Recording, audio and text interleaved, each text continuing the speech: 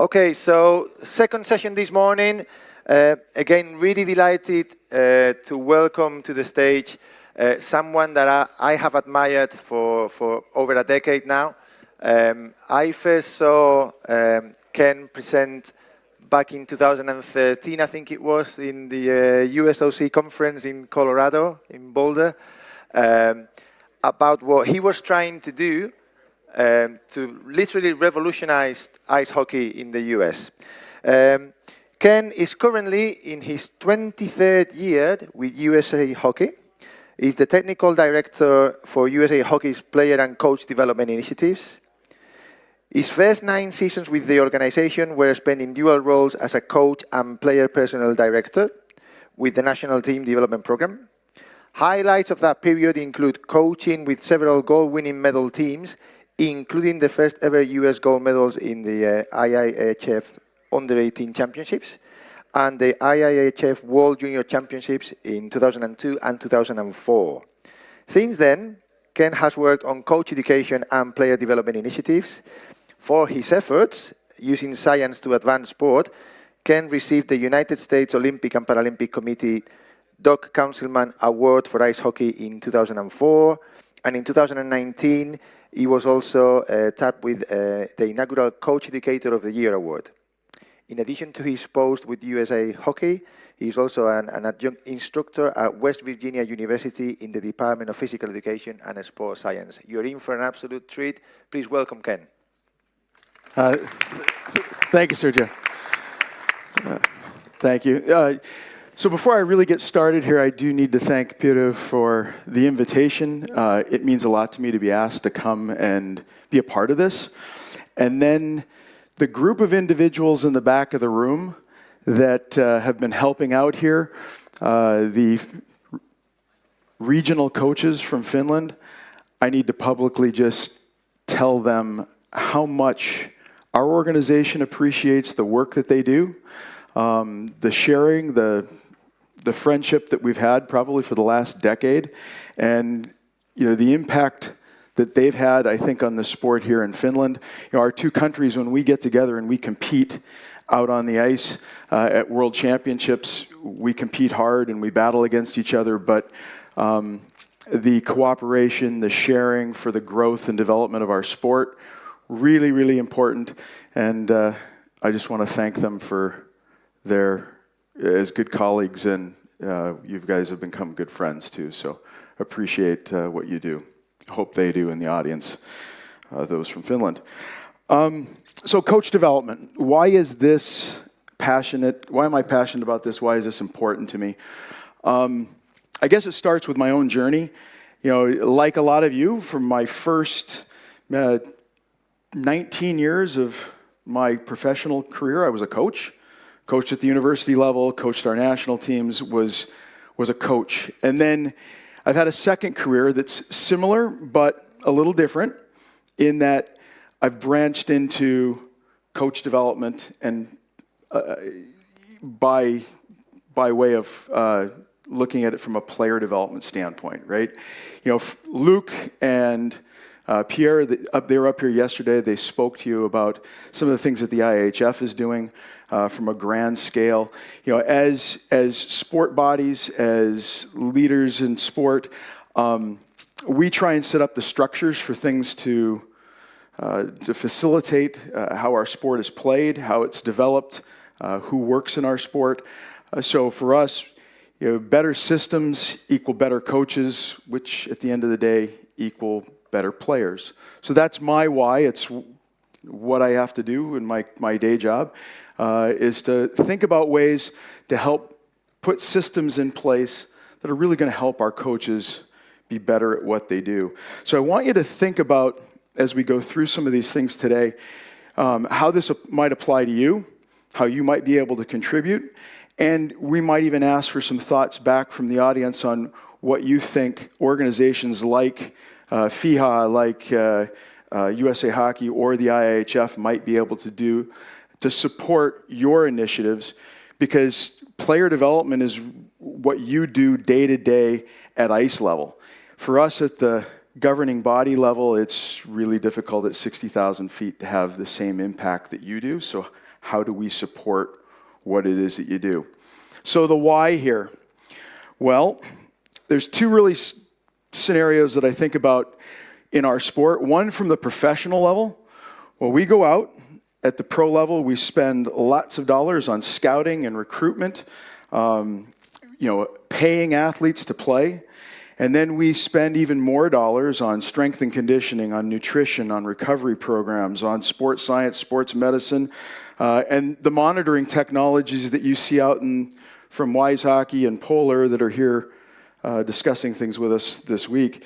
And we spend all this money on our players to help them be better. And then we put a coach in charge and say, okay, manage all that and win, or you're going to lose your job. So extreme pressure, it's a difficult job that we put our coaches through. So who's there to support the coach? Who's there to help that person, grow and be better, instead of just leaving them on an island and letting them sink or swim? The other scenario we have a lot of in our sport is local clubs, local programs. They hire a hockey director, a director of coaching, and they say, okay, your job is to hire, train, and develop the coaches within your club. The people we usually put in place in those positions, they have really good knowledge of the sport, but do they have the tools necessary to really do the job that they've been asked to do? So for us, who coaches the coaches? And for us at USA Hockey, this is the next sea change in allowing us to grow and be better as a hockey-playing nation. We truly believe that the more time and energy we spend in coach development, the better our sport, the better our players, the broader the pool of players we'll have at the highest level. And I think John Van Biesbroek, our general manager for our team's coming a little later today to speak to you, and he'll show you some of the numbers and some of the impact that we think we've had. But the profession of coach developer has kind of taken off in a lot of other sports, maybe not ice hockey, but in other areas of high performance sport and at local associations across the globe in sports like soccer and rugby and tennis. So, for us, this is kind of the next thing where we're going in our sport. We think it'll have the greatest impact. So we'll start with a question. In your minds, what's the difference between a coach and a coach developer? And I know I don't know if we need mics in the back to have people answer this, but I'd love to get some participation. So what do you think, what's the difference? What's the obvious difference here between a coach and a coach developer?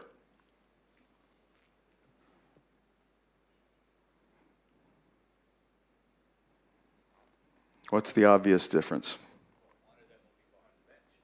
One of them is working with players, yes, and the other is working with coaches. That's the obvious difference, right? What else? What else might be the difference between a coach and a coach developer? What tools do they need? More experience, probably. More experience, the coach developer should know more, and he's like sort of a mentor for the coaches. Should be. Could be. So mentoring is certainly something that they do. Knowledge of the sport, both the coach and the coach developer really need that knowledge and a deep knowledge of the sport to be successful for sure. Coach needs that, but the coach developer needs a few things in addition. They need to know a little bit more maybe about learning and how other coaches might learn. Anything else you can think of? There would be a difference?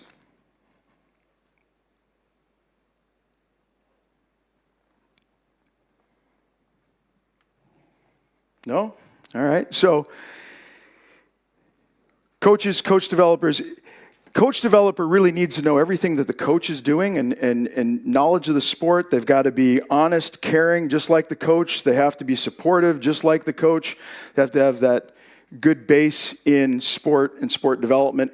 Yet they need to know a little bit more about learning, about the tools they're going to need. They need to know about questioning and listening and helping people reflect, things that are going to help other adults learn.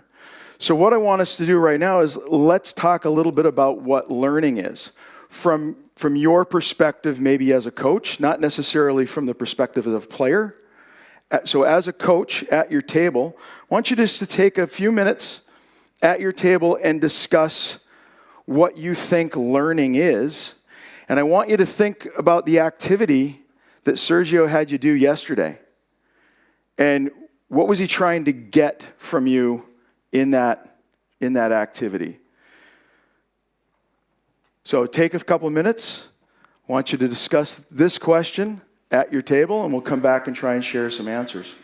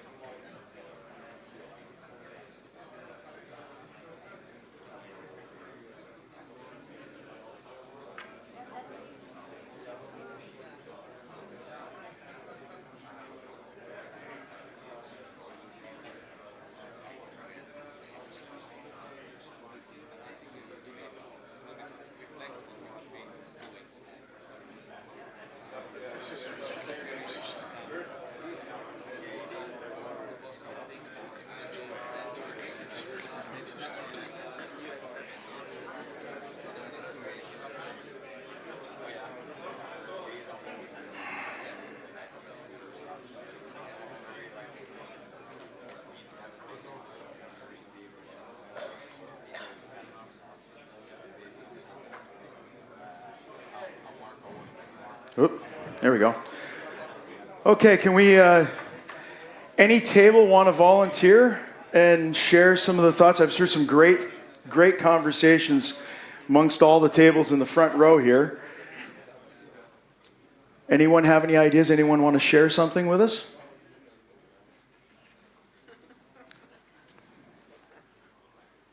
We're going to volunteer this table right here because you guys had some really good stuff. So someone want to speak up for us? Be a representative? Thank you.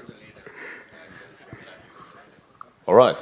So when we talk about what we think about what is learning, we talk two kind of different things about like skill learning, muscle memories when you learn new skills. Is it skating, shooting, a lot of what composes in hockey, and then of course these kind of structural mindsets, memories, lifetime lessons that you get. That's something you learn from your everyday life as a kid, as an adult, or what you read from the books.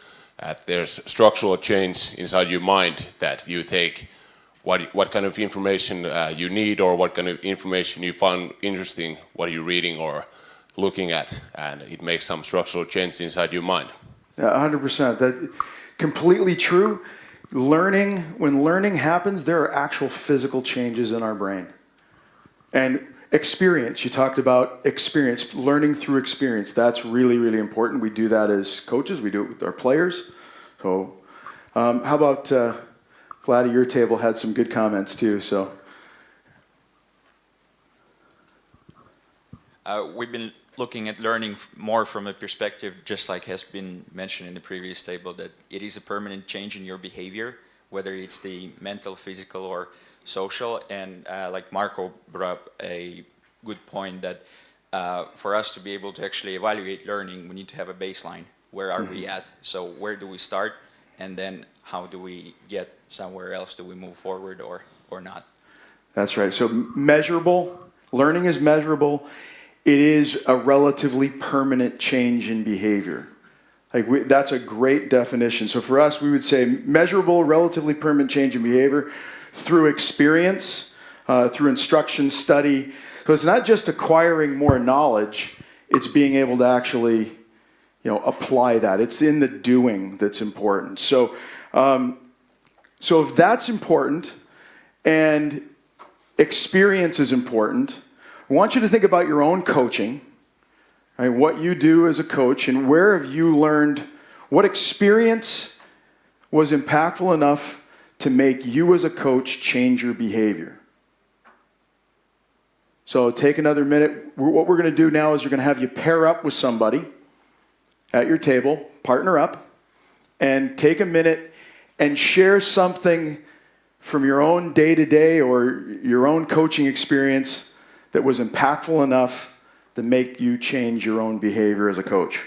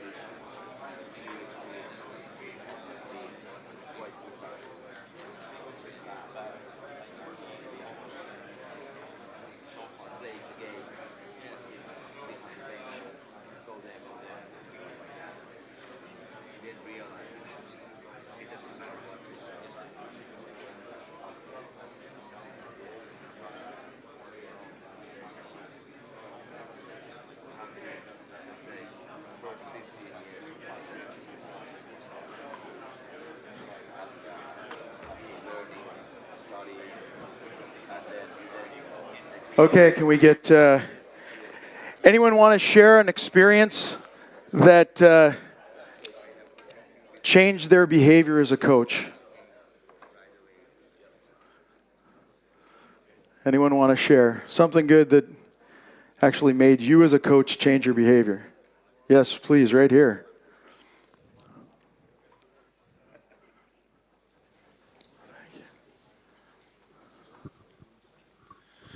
Hello, I'm Luc from France. I just want to share one experience I had because I've been a coach not for a long time. It's been 5 years now. And my first season, I had some feedback from the players at the end of the season. One player, especially the captain, and he told me that we were talking like this and having a beer with him at the end of the season, and he just told me that what he didn't like about the way a coach is that I was too close, not open-minded enough, not talking with players, and that was really important for me because I really switched after that and try to work on that, talking more with the players, be more open-minded, more open to the players. Because the first season you really want to have respect from the players, so you think that you have to make that distance, but that's not the way I think it works, and that changed a lot of things in my behavior after that. Mm-hmm. No, look, thank you for sharing that. I mean, I think yesterday Nicholas talked about, he had a presentation on part of it on learning, and dialogue was the word he used, right? And so the more dialogue we can have, the more interaction, and being able as a coach to get that kind of feedback from your players and react to it appropriately is fantastic. So thank you. Because I ask it also. I ask it. You'll say, go ahead, tell me what you think. And maybe it's tough at the first time when you say it to you, but if you're open-minded and take the advice, then you can work on it after that. And Lasse yesterday spoke about that communication and openness, and really, really important. So thank you. Someone else want to share? I'd like to get at least one or two more comments from the group. Nope, over in the back there. All right, my table mate from yesterday. I love it. Yeah, good job so far, I have to say. No, I think just stuff like that, be open-minded. And in Switzerland, we have to do something. You have to go and see another organization. I think this is also a really good way to see something else, something different. Maybe you get 2-3 good things out of it. I think this is really important. Communication, talk to each other. Also different countries. I think everybody works a bit different. So this is how I get new ideas and stuff like that. Yeah, sharing ideas with other coaches, even in your own program too. The communication, the dialogue, all very, very important for us as coaches to continue our own individual learning journeys. One more. So can someone share one more experience that caused them to change their behavior? Hi everybody, I'm Daniel from Switzerland, and I try to be extroverted now. Was that your challenge from Sergio? Yeah, that was my challenge. Go. So my friend Sven did it, so I can jump in. 4 years ago, I was a former player. I stopped playing, and before I get into hockey, I was building a company for strength and conditioning into performance. And I had a partner from Canada, and he was an outstanding mentor for me. And I thought the training and the system he brought was outstanding. So I was only focused on the trainings and the system, and not on the human being. And then 1 year, 2 years, I was wondering, man, we have such a good program and such a good development. Why are the athletes not coming in? And they want different coaches. So then I realized it's more about relationship and building and connection relationship, and not about the training themselves. So I had to change my behavior, talking more with the athletes, getting phone calls, WhatsApps with them. Hey, how you feel? Do you want to come back? How is your season? How you feel? And that was a behavior change because I had to, because the athlete didn't came back. So I had to change my behavior. Yeah, I think we get the theme from the whole conference so far that it's not just what we coach, it's how we coach, it's how we interact. And it's the same thing when we're talking about the development of coaches. All right, so looking at situations, where do you learn the best as coaches and adults? So 10% formal education, probably from a university degree. We have, a lot of us have studied a little bit, but that's just a small piece of where we acquire our skills as coaches. Non-formal situations, so seminars, things like this, where coaches do get to come together and exchange ideas. This is great. These conferences are wonderful, but where do we do the most learning? And we've had a couple of examples here. we learn on the job. We learn through experience. We learn through our day-to-day. So if we think about coach development, it's just like trying to meet your players where they are. As coach developers or someone who's going to work with coaches, we need to meet the coaches where they're at to have the greatest impact. And as Sergio put up in his presentation, context is God.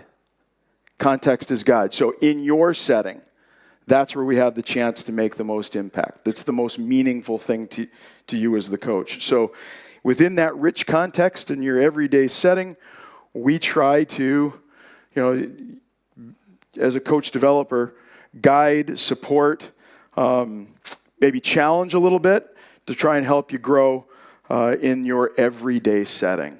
So this is where we can have the impact. So what does a coach developer do? In essence, and we've talked a lot about this. Lasse's talked about it, Nicholas yesterday, Sergio, relationship. We start there. Because if we don't have that connection with other human beings, we're in the people business. So whether you're dealing with your athletes or you're dealing with other coaches, it's those relationships first that allows us to have that safe environment. And really, what did Lasse say yesterday? He used a particular word. He put it up on the screen. He said it was kind of the foundation for teams and their success. Does anybody remember what he had up there on the board? Trust. 100%. Trust. So through that relationship building, we build trust. That allows us then to maybe create that safe environment, create an environment where learning has the potential to happen. And then our job as coach developers is to try and steepen the learning curve. How do we help the coach in their environment get better faster? Right? That's the goal. And we do that by our interventions or lack of interventions depending on what's needed. So if we think about this from an adult learning perspective, we're not teaching our athletes here, we're working with other adults. Nicholas actually used the correct terminology yesterday. And I always have trouble pronouncing some of the big words, but androgyny, self-directed learning. So as adults, this is how we really tend to learn best. And you've already pointed it out and connected it back to your own growth and development, right? We learn from our experiences. So from a coach development standpoint, this is what we're trying to do. We're trying to steepen that learning curve in your normal environment. So we're going to try and ask this question. How do we... You got that? Okay, great. This is new to me. I'm branching out. I'm expanding my tool set here. So here's the question. What skills do you think a coach developer would need to be effective in that role? What skills do you need? And if we can type in different things that you think a coach developer would do to help you in your environment, change your behavior, help you grow along your path as a coach.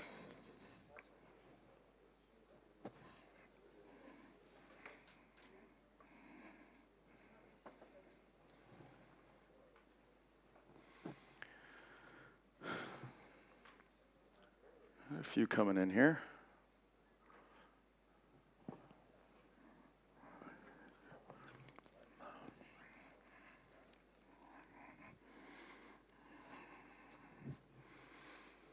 All right, can we throw that up somehow and see what we've got? So trust, communication, good listener, patience, some great stuff here. Yes, open, self-belief, lifelong learner. Well, hopefully that's something that we can inspire all coaches to be, lifelong learners, role model, mentor. Oh, fantastic stuff. Yes. Some of the same things that you do as coaches, right? There's certainly overlap. There was overlap from my previous role as coach to now what I do as a coach developer.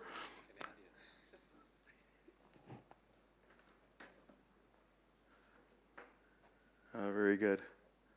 So you've listed, can we go back to the slide deck there? There we go. So skills, and this one was one of the first things that popped out at me on the board. You've mentioned this, listening skills as a coach developer. It's the coach's journey, not ours.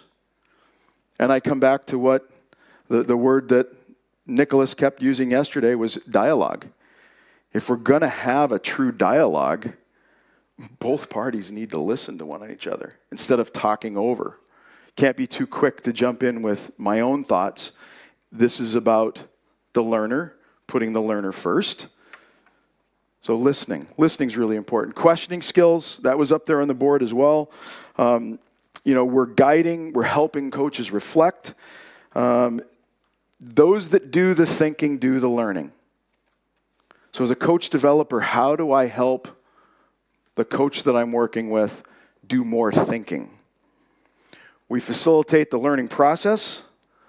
Both coaches and coach developers observe. We assess, but we try and do it in a non-judgmental way. Again, no right way in our business, right? There's lots of different solutions to problems, and whatever was going to work for you individually may be different than what's going to work for me. So this is probably the most powerful tool we have in the toolbox is reflection, because you as coaches, really good at reflecting on your athletes. Not always so good on taking a step back and reflecting on how you coach in the moment. So reflection is a powerful tool. Giving feedback, we do that when necessary and appropriate. And we plan, just like our coaches do. We plan.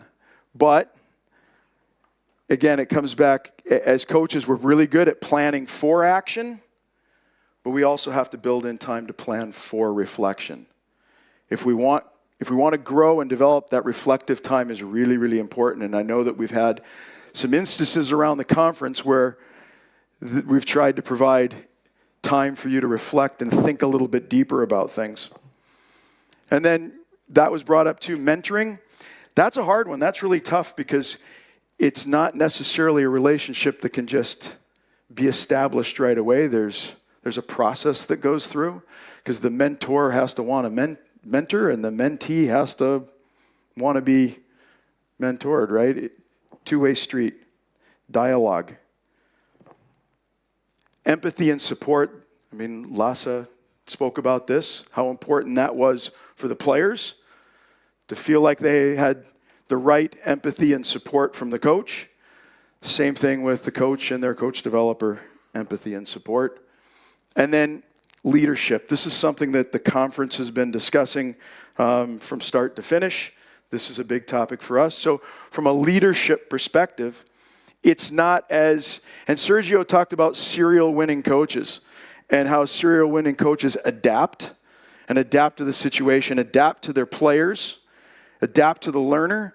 That's what we're trying to do here as coach developers, adapt to our coaches or the people we work with. And there's a time to jump in and tell. There's a time where we might have to sell a little bit. But what we're really trying to do, if we think about how we as adults learn best, we're really trying to empower and get you to think a little bit deeper about why you do what you do. Because most of the time, you already have the answer. Sometimes, as coaches, we can't see the forest because of the trees. So that's our job as coach developers. So I'm going to start now to try and maybe bring this a little bit more to life by bringing up a few coaches and a coach developer that has worked with them, and maybe we can share a little bit of their experience so that you can see where this might fit in for you and possibilities in the future, either to work with somebody directly yourself as a coach, or a lot of those skill sets that you have as a coach may transfer have you thought about maybe getting involved in coach education, etc.? So let's have Piero and Sara and Marco come up. So,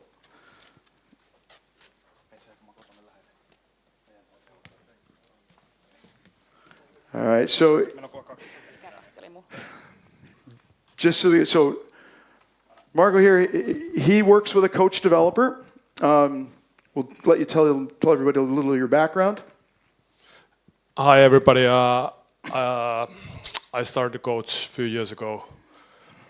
Played hockey 20 years pro here in Finland, about 1,000 games, and after that starting coaching right away. And I have of course seeing a lot of different coaches, and I make my own style, looking for them 20 years. And then I started to coach and try to find my own way to coach. And of course, it wasn't so easy. So thank God I get a good mentor, and he has helped me a lot. Okay. And Sara, tell them a little about your background. You're a coach. Yeah, hello everybody. I'm Sara Niemi and I coach at the IFK Helsinki right now, and also we start a camp today with the Finnish women's national team. I started coaching a few years ago after I quit my own playing career with the national team, and also played in the US college hockey. And yeah, it's a good saying that the more you start knowing about coaching, you realize that you don't know anything, and that's true. And Peter, who obviously our leader here for the event, is also Sara's coach developer and works specifically with her. So, need my background? Yeah, sure. Yeah, I think I stopped playing when I was 20 after injuries, and then jumped into coaching. So after that, basically coached from little kids until U20 juniors, and then head of coaching, regional coach in FIHA, and now then head of coach development in FIHA. So been in FIHA, I think 10 years, I think now. Great. So we have two coaches and a coach developer, and we'll start with a question for the coaches because we've talked a lot about relationship. For each of you, your relationship, what was it like with your coach developer before you entered into this working relationship? Me and Pyry, we were colleagues in FIHA for several years before we started the mentoring relationships, and it was easy to start because we already knew each other and had the trust. And so right from the beginning, I think we've been able to be pretty honest to each other. So it really helps when brutally honest. Yes, Yeah. so it really helps when you know the mentor beforehand, so you don't have to take the time to get to know each other too much. Yeah. And Marco? I forgot to say that first 3 years when I coached in here under 20 league and highest league, I didn't have anyone. Then I started Finnish Hockey Federation, and I'm coaching there now under 17. So I got the new guy there, mentor, and I didn't know him before. But after 15 minutes phone call, I was, I want to be, and I want to work with you, and I want to be here in situations that you have something that you can help me a lot. Was there anything challenging about starting that relationship? Not really. Like I'm a person who wants to learn new every day, at least one thing every day, that I can be better than I was yesterday. So it's always fun to hear new ideas and new questions and start to think about those. So good growth mindset, lifelong learner. From a coaching perspective, that makes you open to this for sure. So, you've now spent couple years now working with your coach developers. So, how has that relationship changed? Has it changed over that time? Of course, there's more trust. More trust. More trust, and of course, mentor knows what kind of questions he will ask me. So he knows me better, and he knows my style, and he knows maybe my black points, where to go. And so, anything change for you over that time frame, relationship-wise? We were friends. I think we're still friends, and that's a good thing. Survived. Yeah. Okay. So from a coaching perspective, how has your coach developer impacted your growth as a coach? So we talked about steepening the learning curve. Can you tell us anything about that? What's been impactful for you? Yeah, I think Pyry has made me understand way more what it's athlete-centered coaching. Because as a former player, you kind of want to give all the answers to the players and pour the information and, hey, I did this and this, so you have to be able to do it. And yeah, I think the understanding what is coaching is about. It's not about winning the games, or it's not about just having a good practice. It's so much more with the communication skills and getting to know your players. I think that's been the biggest thing for me. And Marco? There's so many things that 1 hour is not enough. Maybe one thing is that he gave me a book where is how to use your words. And those words, what you use when you talk about the players, how big difference is what kind of words you use. And because mind is so quick that if you use some word, mind is already there.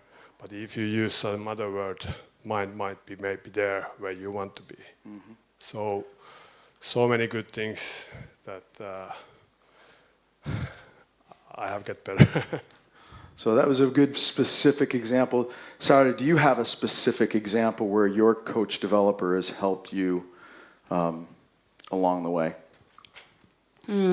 This past season, I remember Pyry came to the rink with this black big suitcase, and he had a mic and videotape, and I needed to wear a mic during the practice, and he videotaped the practice, and yeah, it wasn't fun experience, but afterwards he made me to watch the video of me coaching and do these reflection practices, and then we watched the video, some of that together. So I think it was very helpful.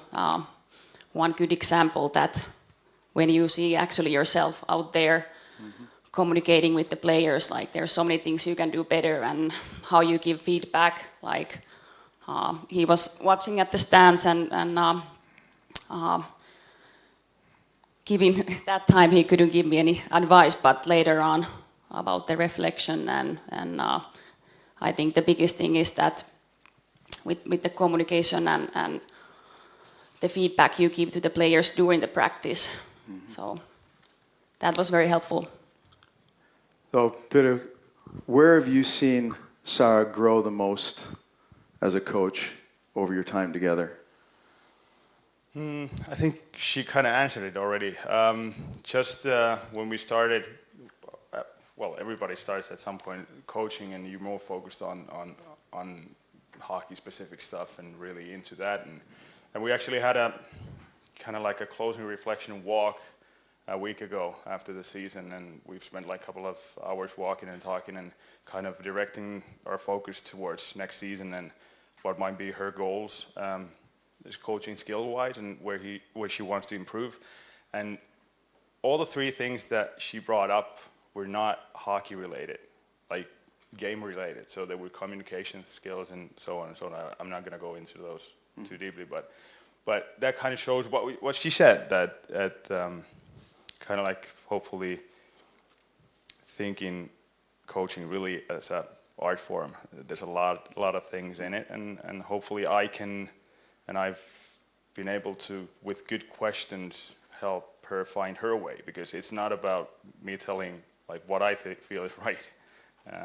My job is to try to figure out good questions and then support the learning on the way. So we want our coaches to be lifelong learners. So I'll put you a little bit on the spot here too, and you talked about some goals. So did you have any goals for yourself for your own improvement as a coach developer? So for those in the audience, we had about half the group raise their hand as people that are working with coaches. So important for us to not just be there to work with the coach, but also grow as coach developers ourselves. So did you have anything you were working on this year to get better at? Yeah, a lot. When in my role also, I'm responsible of thinking about how in Finnish hockey we're going to do the coach developer program, how we're going to also educate coach developers in the future. So I try to get better in that skill all the time, and it's a tough skill. So there's a lot of stuff in it. But with questioning, always kind of, it's tough when you see something that you might feel like you have an answer to and not telling that, and just try to figure out a good way to kind of pull it that way and not be too directive. So that's something that I have to practice all the time. And of course, different kind of methods that I can use that would be really helpful for her. That would give her some information to reflect upon and learn from it herself. So, but yeah, it's constant learning. It's just so it's not about one teaching and one learning. It's one mentoring and two people are learning. So that's what I like it the most. So yeah. So you've talked about, you know, telling and questioning, and as coaches, your coach developers asked you a lot of questions along the way. So we showed that last slide before we jumped into the panel here on leadership and meeting the learner where they're at. So on a scale, that continuum, right? So from telling, being real directive and pushing things to trying to pull and get you to think a little deeper. Can either of you think of a specific example where your coach developer was at either one of those ends of the spectrum? Yeah, I think Pyro's definitely more pulling, and he makes me to think, and sometimes I'm like very frustrated because like I don't know the answer yet myself, and I want him to tell me. and yeah, it's sometimes very frustrating, but like you said, it's a lifelong learning, and I think before I was very hurry to get better and learn all new things, but now it's more like it takes time, so kind of have more patience with that also. And yeah, but sometimes still would be good to give a little bit more, not just pulling, a little bit more pushing too. That's right. Yeah. Marco, can you think of anything? Yeah, maybe I have a good example. It's about the first phone call with him, and he asked me. I have a 3-year process with the under 16 to under 18 World Juniors. He asked me the first question: what you want to learn about these 3 years? How you want to be a better coach? And I had like 1 minute break on the phone, so I can't answer that right away. Let me one day, and I will call you back. And after that, we start to do those things. And but he put me to think how I coach and what kind of coach I am. So that was a really eye-opener right away. That how I reflect on myself and what I'm doing. So kind of last question for both of you. Because you're here sharing, we're assuming that it was a pretty valuable experience for you to have a coach developer, at least we're assuming that. Is there anything you'd like to share with the audience, again, coaches, that you think that they need to know about your experience that, you know, would help them in their coaching, or you know, maybe get them to seek out a coach developer to work with themselves? Anything you want to share that you think would be of value? Of course, it's like everybody has their own coaching staff, and you share a lot of things with them, and you try to get better as a coaching staff. But I think it's good also have somebody to mentor and talk to outside the guys you see every day. And like we always tell players to work hard every day and get out of the comfort zone. So I think this is a little bit the same, that when you really want to improve and in many areas you need to kind of get out of the comfort zone, and it's not always fun and you easily get back to the old habits you have. And but if somebody's there, kind of guide you and see you on the bench and give feedback, I think it's very valuable. And Marco? Yeah, it's really big thing that someone is watching outside the box.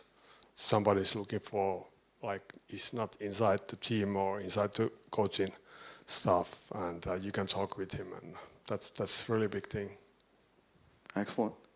Well, thank you so much for sharing with everybody. We appreciate you coming out to do this. Thank you. Thank you. So as we kind of wrap up here, so as participants in this symposium and reflecting on what you've heard here today, the question I would have back to you is, what can maybe the IIHF do or your federation do from a 60,000 foot level? Are there things that you can think of that we might be able to do better in supporting you as coaches? Because we know that for player development to happen on the ground, you're the ones as coaches that are taking care of that. So are there things you can think of that from a federation level that we might be able to do to support you in those efforts better? How might we be able to scale and grow our ranks of coach developers? And if you have some thoughts, I know, please seek me out. I'd love to hear what you think, because you're the ones at the end of the day that we're trying to serve. So it's important for us to get your input on how we proceed. So thank you so much for your time. Stay with me for a second. Stay with me. Stay with me, Ken. We've got 5 minutes before we go for lunch, and I was wondering if we might, if there's any questions. Well, while I let you think, I'm going to ask you one question, okay? Because we've said before that being a good coach doesn't necessarily make you a good coach developer, okay? As I think I learned the hard way when I tried to start in coach development. From your perspective, when you've been working with lots of coaches that have made the transition to becoming coach developers, what are some of the biggest barriers or light bulb moments that coaches have to have before they can start becoming coach developers? Again, it's remembering what hat you have on. I think we're really quick to jump back into coach mode. And to separate ourselves out, because we want to get in there. Like, I know the first few times I would show up at a rink to work with somebody, I found myself wanting to jump in and coach the drill, coach the kids, and do what comes natural to us as coaches is to get involved, roll up our sleeves. And our job is a little different. We're the guide on the side, not the person with all the answers, but we're gonna step back. Let the coach, let them have their experience, and then help them reflect, help them make sense of that experience so that maybe they can then take that, plan, grow, and come back and use that and to change their behavior. And it's this constant cycle and process. So that ability to step back and just let it happen. Yeah. Okay, great. And as coaches, we're kind of type A people, so we don't want to get in there. Completely, with the opposite all the time. Yeah, brilliant. Any questions from you guys? Gone, Will. Thank you. Can we get a microphone here to Will? Oh, you're gliding again. He glides well. For those of us that are from maybe smaller hockey nations, where our federations either don't have the capacity to provide coach developers or mentors, or maybe don't want to, or focus in other areas. Is there ways or aspects that we can reach out as individuals to other federations or other countries that already have that support network in place and gain access to that? And if so, any advice on how we might go about doing that, or the best places to contact and things like that? Well, I'd start right here actually with Sergio, because his network of people globally that do this work are very sharing, very open to trying to expand what it is that we're doing here and creating a little bit of a movement in sport, because we know that the better we support our coaches out in the field, the better our players can become. So this is a big process, but there are things that you can do even in local programs that we've found.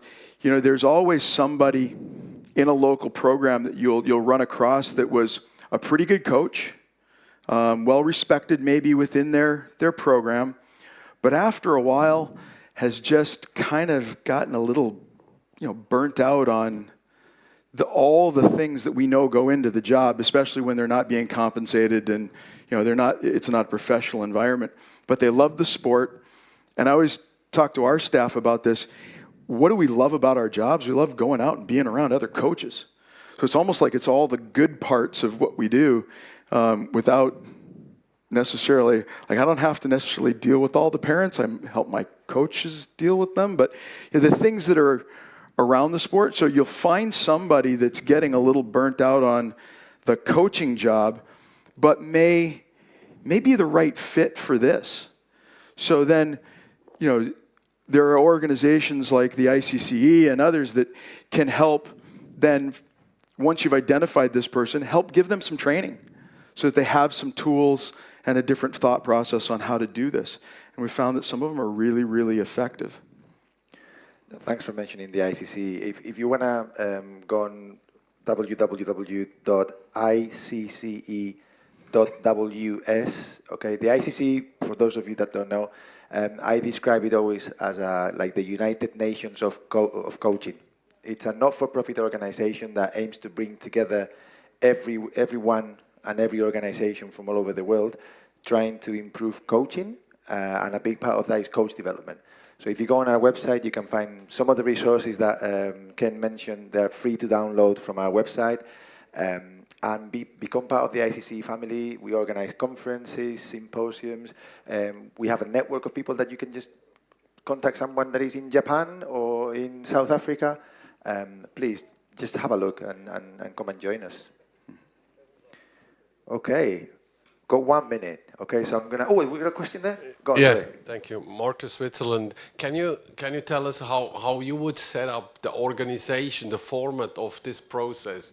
These two guys work together. About what is the interaction played by ear, or you have structured sessions, virtual or phone calls, or meet? Are you going into 1 week straight, or what you could recommend to set up such kind of a coaching development process? Yeah, it varies by your location, and in our country we have very large geography.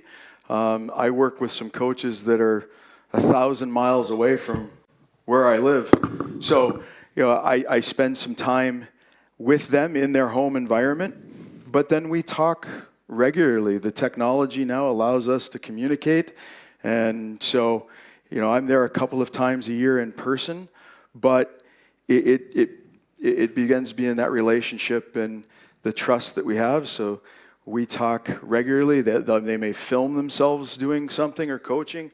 Well, I'll give them some tasks or projects, but it varies. If you happen to be then close by, maybe you can visit more regularly.